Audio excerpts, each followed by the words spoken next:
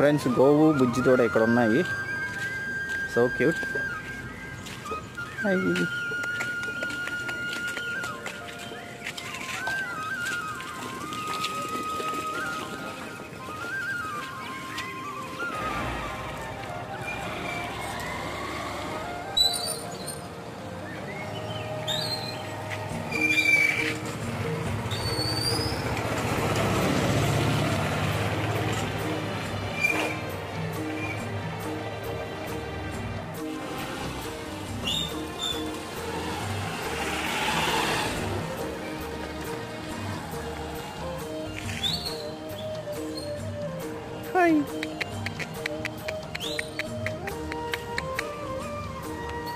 Friends ఈ బుజ్జి దూడ ఎలా ఉందో కామెంట్ చేయండి.